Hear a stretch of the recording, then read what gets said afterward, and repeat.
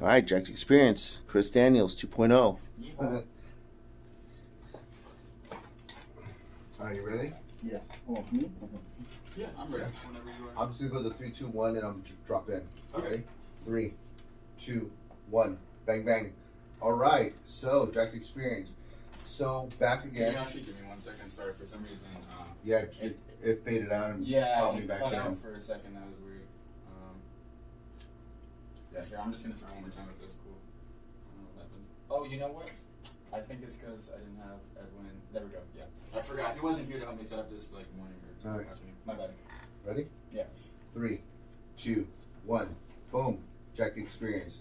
So my next guest is actually a returning guest. His name is Christopher Daniels, but we are not here to talk about his past life and him being gay and being a porn star.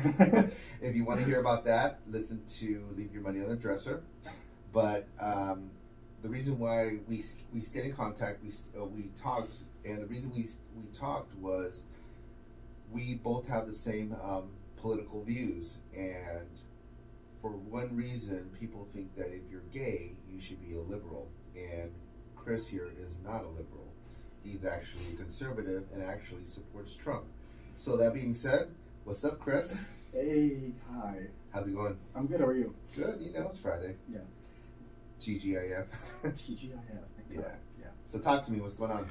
Not much. So what are you talking about? We're talking about politics. We're talking about Donald Trump. Yeah, let's talk about politics. I think let's first talk about social media. Okay. And you told me when we talked last that you're actually being attacked by close friends on social media. Yeah. Well, I think I stayed silent for so long, up until maybe about 2 months ago, on social media, just because my political views were, they were still forming. I feel like I was a kind of a new conservative, and all my friends are way left, liberals, Democrats. And so I just kind of felt like there really wasn't an opportunity to speak up or to say what I felt or my opinion on things, because I'd be the only one voicing that opinion. So I just kind of stayed in the background and sort of observed, and then I just started voicing my opinions, because everything that people were writing on social media, I just thought was insane, and I just couldn't take it anymore. I got you. So let's back up a little bit. So do you think you were in the dark because you knew that you would be ridiculed, kind of, bashed on in a sense? I mean, almost threatened? Yeah, I think I was unsure of what the consequences would be, but I noticed the reason why I even started looking into both sides is because I really wasn't involved in politics, and I was approaching, I'm approaching 40, and I feel like it's time for me to grow up. It's time for me to sort of have a clue what's going on in the world, and I'm more left, I guess, with the social issues and stuff, and I kind of thought I knew what Democrats and Republicans represented, and then I just kind of realized I don't think I know anything about any of it, because I made myself clueless and unaware, and I just kind of felt like it was time to grow up, be a man, and learn a thing or two, take Yeah, responsibility.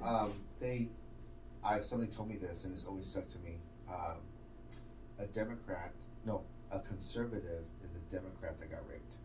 Yeah, totally. Well, yeah, basically, because growing up, I grew up in Canada, and in Canada, I didn't realize until now they're very liberal, very liberal, and I was ridiculed all growing up for my beliefs, and they were very conservative and very Christian, very evangelical, kind of everything I said people would roll their eyes at, and so I just kind of learned to not speak about certain things, and then I realized as time went on, it was just easier to kind of adopt the way of thinking that all my friends were thinking, and just sort of go along with that. And then I thought that was what I believed. Yeah, I mean, I can see that. It's kind of like peer pressure. Mm-hmm. Yeah. You want to be in.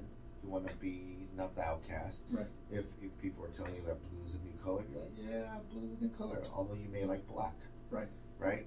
So that being said, so you're hearing or you're reading everything that's going on social media. Was this on Facebook, Instagram?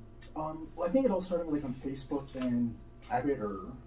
I think it's only gone to Facebook and Twitter. I don't think Instagram messes with it at all, actually. Yeah, not really. I think that's such a different platform that I don't think that it's all about visuals with Instagram, And with Twitter and Facebook, I just noticed how like people became so unhinged and so.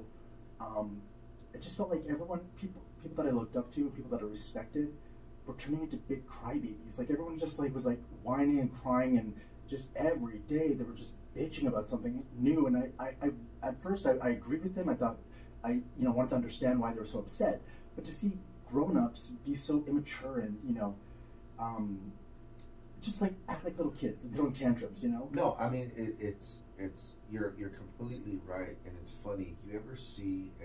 You see it a lot on.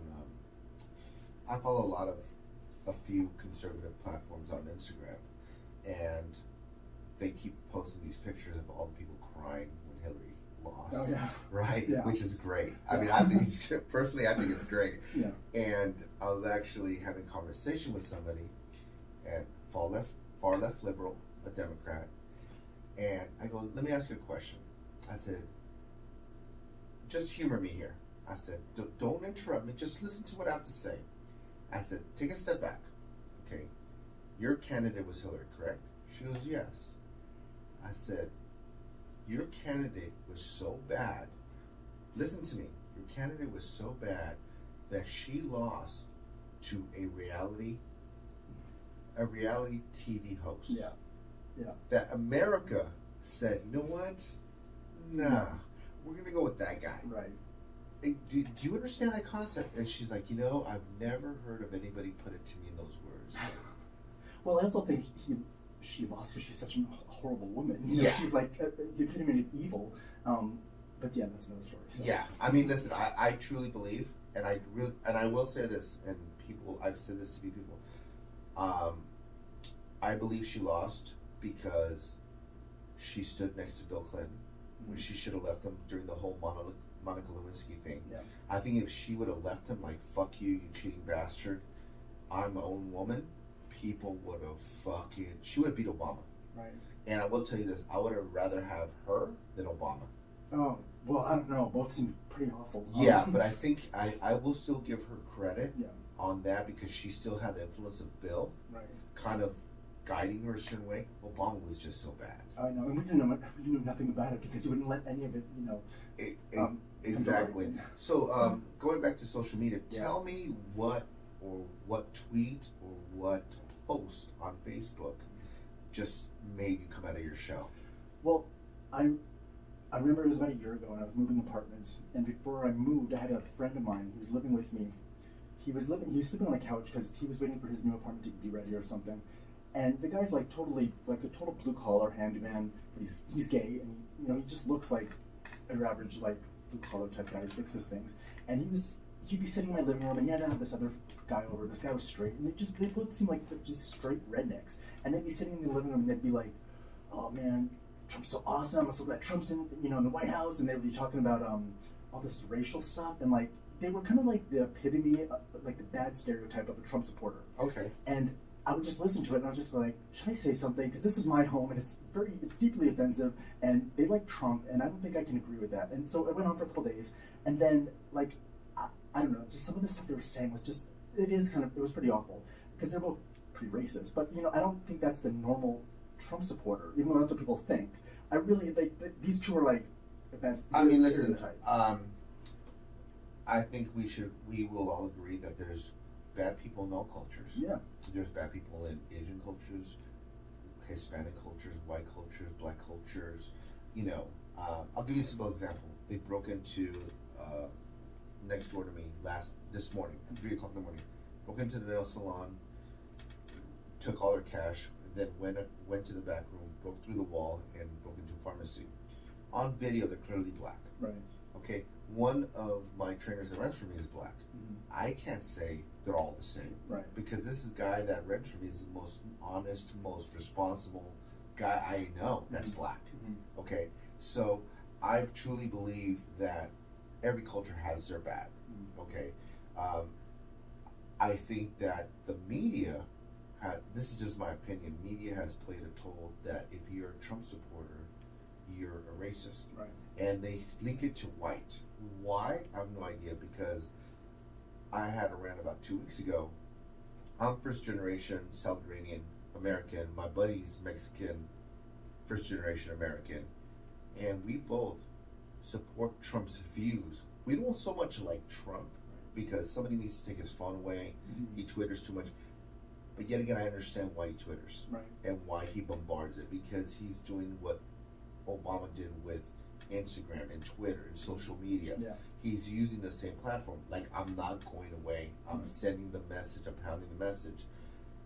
The problem that we have is that media is portraying Trump supporters as racist. Right, but like they gotta have something, you know, and the whole racist thing. We're in this situation where we don't have the supply, but we have the demand for racism. Like people have gone back in time. They think that this is the 1960s. Everything's about race now, and the thing is, it's not about race. But the more they say it's about race, the more they're creating something out of nothing. And you by know? the way, my opinion, and I truly believe this, is that the person that started racism was Obama. Oh yeah, totally. And you know, I think that's also why all these, you know, middle America, these white guys, that's why they support Trump, because they feel like their voices weren't heard during those 8 years, and that they're being forgotten about. You know, so that's why I think they came in with the surgeons, and they wanted to elect Donald Trump, and that's why they love him. You know. Well, I think I've been involved. I enjoy politics. I like how people argue and how they pretty much fight dirty and how they jab each other. And I truly believe that the way Trump really won the election or started turning the election towards his benefit is when they were here in Simi Valley. And he told Hillary straight out, no, you should be in jail.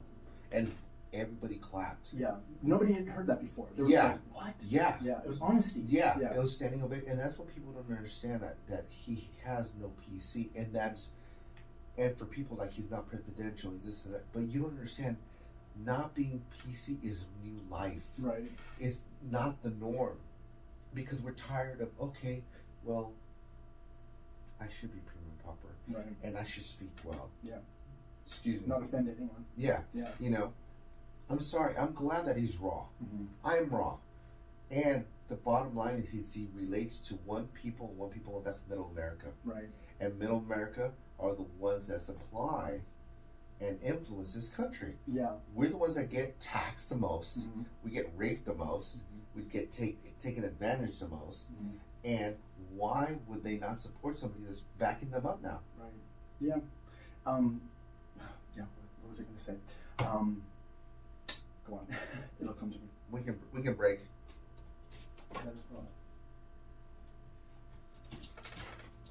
You can take your time. All right. Let me see where we were at.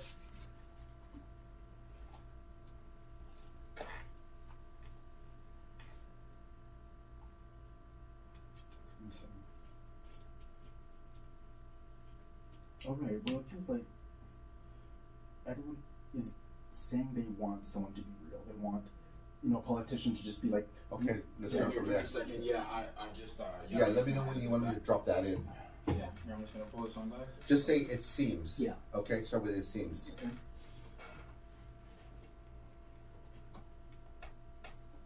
All right, so I'm just gonna play it from a little bit beforehand, and then I'm just gonna start recording as soon as we get the next part. So let me just play exactly what he says right before I cut it off. Okay. So it goes. So that's like the question that's presented. So Okay, you're But gonna then back just to go that. it seems, and then go with what you were saying.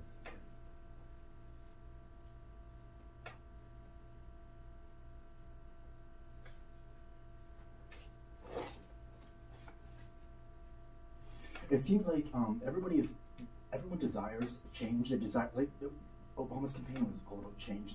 They say they want change. They want someone who's just can be real with them and be honest and like keep it real. And the thing is, once you have that and it's in front of you, then all of a sudden nobody wanted it. They're just like, oh, it's too much. His tweets.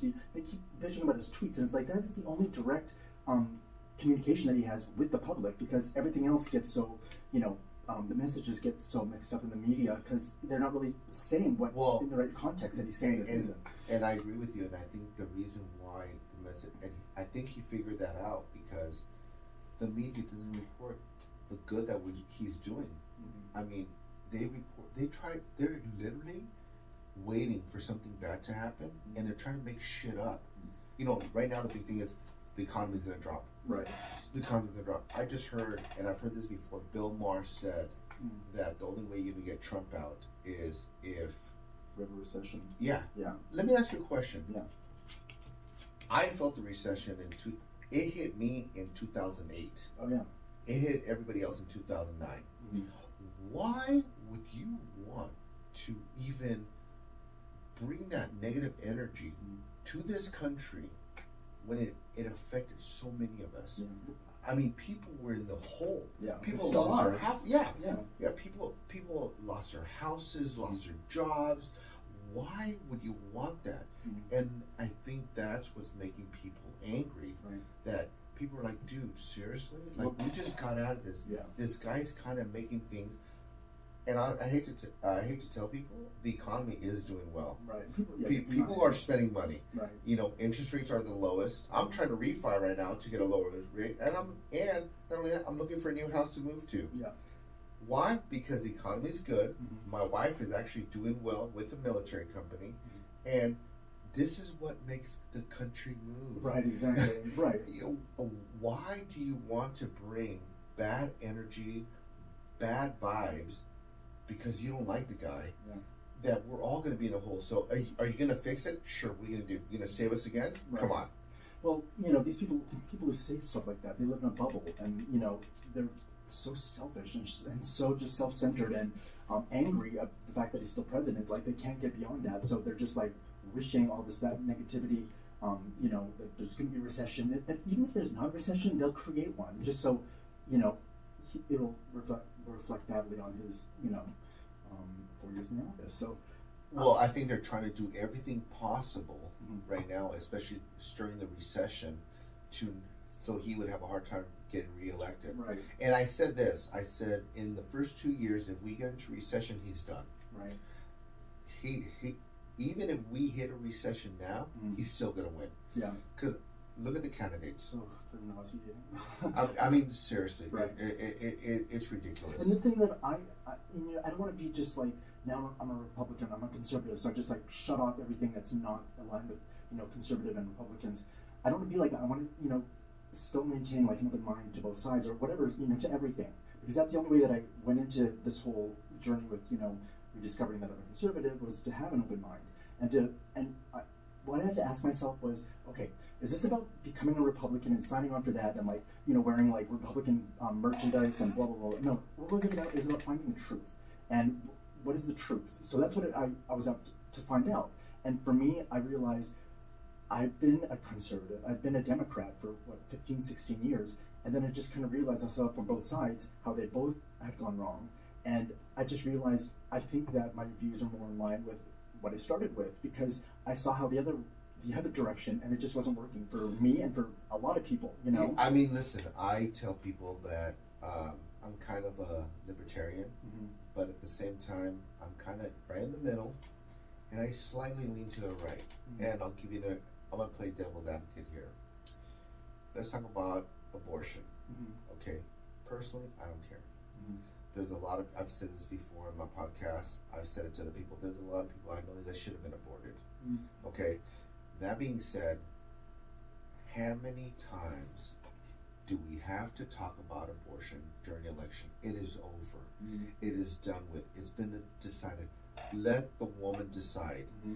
I guarantee you that all these conservatives, if their daughter or wife Mm-hmm. or mom was raped and impregnated, Mm-hmm. they would be standing in line day one and getting an abortion. But do you know that there's less than 3% of the women that get abortions is due to rape or incest? Less No. than 3%. So people use that as the whole selling of abortions. It's like that's an anomaly. Like, that's not. No, I'm just. I get it, and like I understand where you're coming from. I just and also this is one thing with the whole abortion issue. Like, that keeps coming up because it's not even about the abortion anymore. It's about the money that these people are making from selling body parts, selling these babies. That's what this is about. And they're making millions. And not only that, but the government is funding this. They're funding, given what Planned Parenthood, half a billion dollars every year to fund Planned Parenthood.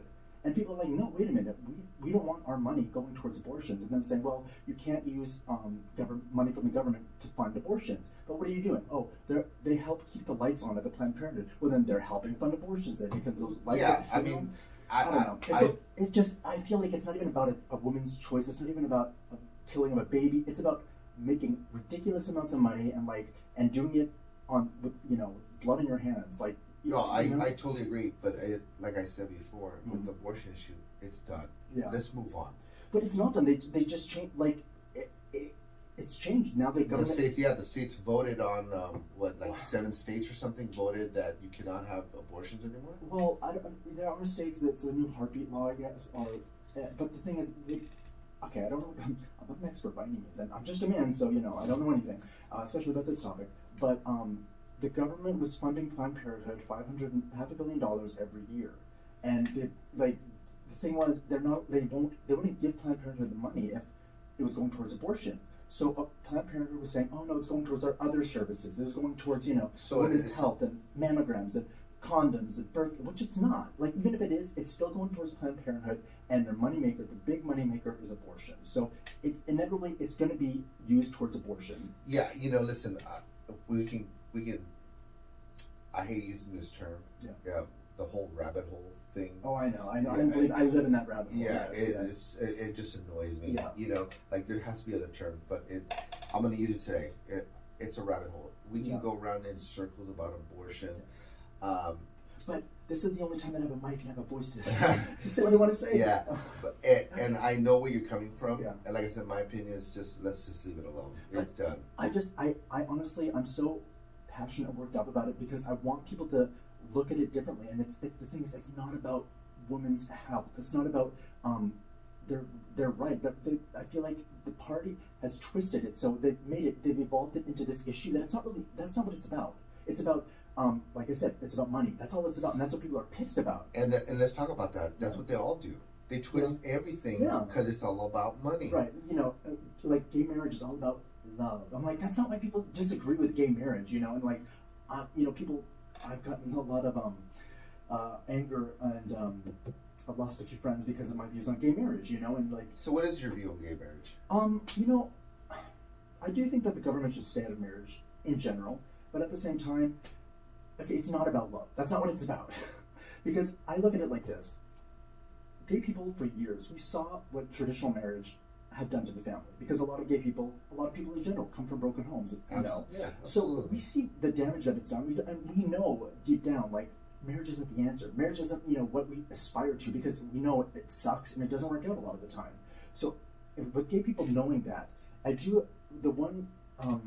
agree that if there's going to be a couple that are going to be together, and one of them gets sick, like they should have that right, like a spouse would have over their partner's, their will, or they can see them in the hospital, like all those rights. But the thing is, that it turned into it's not about love.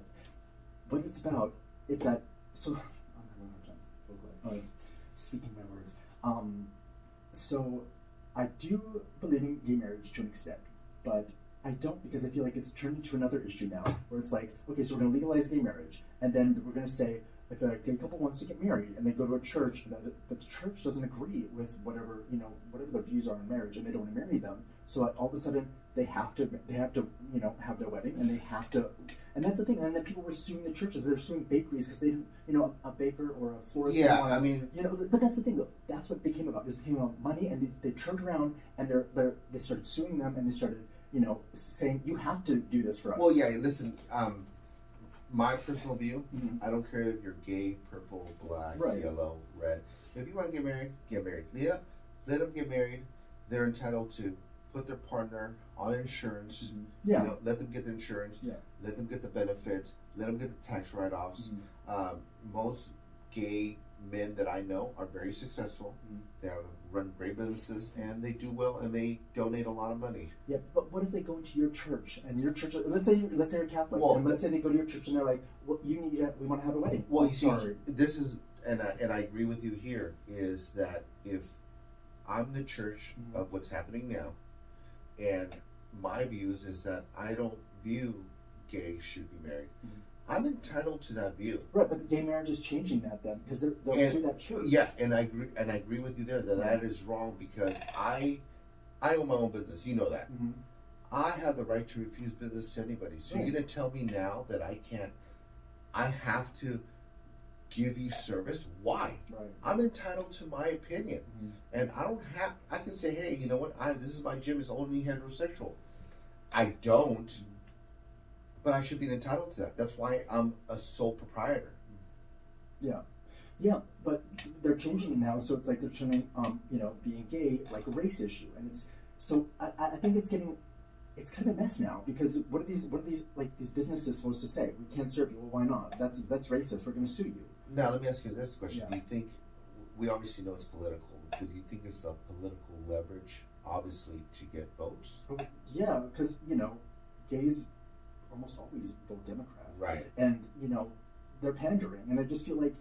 And then the other thing is, gay men. This sounds like I sound like so not gay right now, but I know for myself and for many people that I know, we don't gravitate towards monogamy. We don't gravitate towards celibacy or abstinence.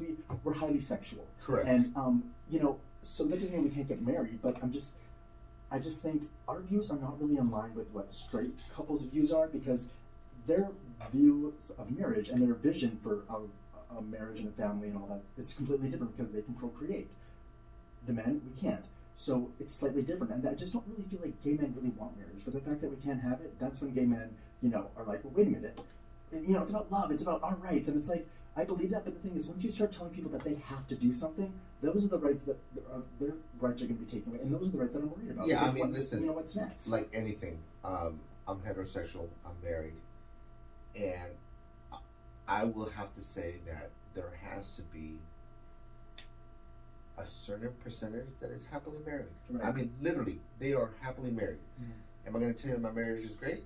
No. Am I going to tell you my marriage is bad? No. I mean, we have our trials and tribulations. We have our good times, we have our bad times. But why do you stay together, though? Because you have kids and you have a house. Like, not those aren't the only reasons, but... No, I mean, for me personally, Yeah. we pretty much, we do work well together.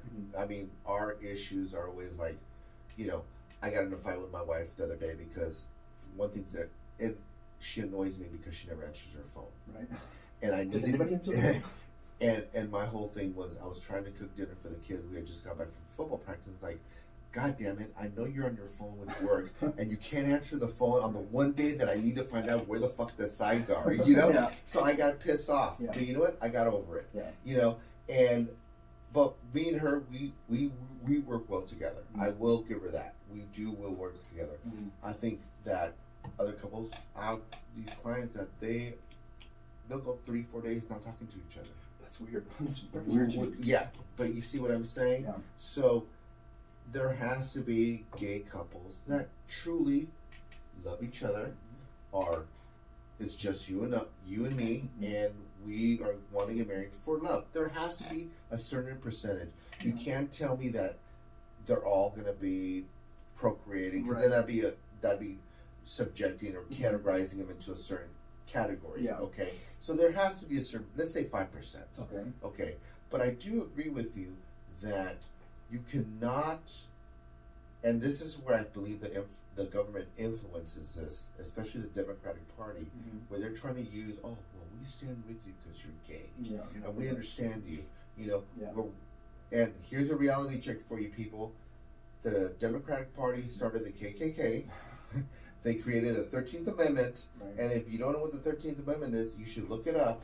Okay, that's to keep black people create higher sentences for the same crime that a white man did, so they can stay in prison and create slavery again. I have a whole list of the things that the Democrats, the racist stuff that Democrats have done, and people think it's always the Republicans, and no, it was the Democrats. Yeah. Civil War. So, going back to that, I believe it's just an influence from the Democratic Party trying to use the gay, that we're fighting for your rights, and what they do is they try to come in and try to influence religion, and you should be entitled to say, you know what, no, I don't believe in that. I'm not going to let you in my house. I don't fucking know you. Why should I let you in my house? Right. Oh, because the government said, go fuck yourself. Yeah. But people are equating gay marriage or homosexuality to like when it was illegal for a black man to marry a white black man and a white woman, or that was illegal. And it's like, well, yeah, like I just think racial stuff is a little different, and I don't mean that like I don't know, they're kind of the same, but kind of different. I just don't think that they can be equated because, sexuality is very fluid, and Yeah, I some mean, people just don't think that it's right, and you know what? They're entitled to that. They can think that if they want, I as long think- as they're treating each other with decency and human respect. Like that's all that matters. I think that the whole gay and sexual orientation Mhm. is a very slippery slope. Yeah.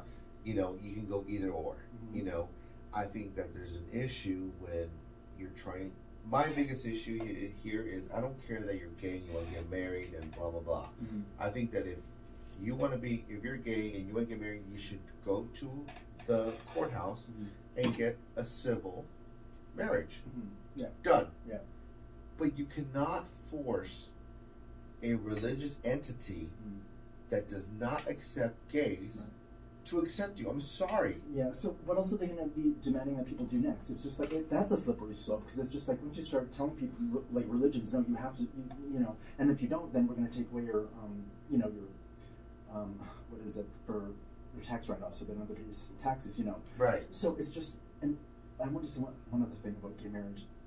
I think that people have a problem with gay marriage because I know for myself, I have a really hard time making relationships work, and I know that it's because of my own issues with my childhood or whatever, and my own dysfunction, Right. And I just feel like with gay men, it's not always the case, and it's not it's not with every couple, but gay men come to the table with a lot of dysfunction, a lot of hurt, a lot of pain from their childhood. Not Yeah, everyone. I can see that. So it's harder for them, I think, to make a relationship work because when you come to the table with so much dysfunction and you haven't worked through in your life, and you don't have anything like kids to keep you together, because a lot of times kids do keep families together.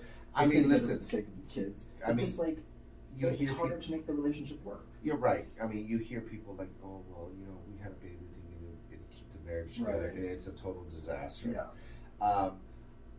I think that, let's just use me as a case, and I use this example when I interviewed my client, Gloria Gavon, because we were talking, she's divorced, and we were talking about, I was telling her how I had a hard time with my wife for a period because, not because of us, but outside influence, which was my in-laws. Mhm. And at that point, I said to her, I said, I made a decision that it didn't matter how miserable I was. The thought of me not being able to come home, and even though my kids were sleeping, the thought of me not being able to come in and watch them sleeping was like a dagger in my heart. Right. I would rather be miserable and be able to see that every night than not being able to see that every night. Right. Now I know people divorce maybe because of the verbal abuse and maybe physical abuse, and there's so many different situations. I was lucky that she saw the light, and there's a lot of things that happened that she actually saw what I was saying was true. But I was willing to bite the bullet because of my kids. So I think there does come to a point that kids do kind of keep the marriage together.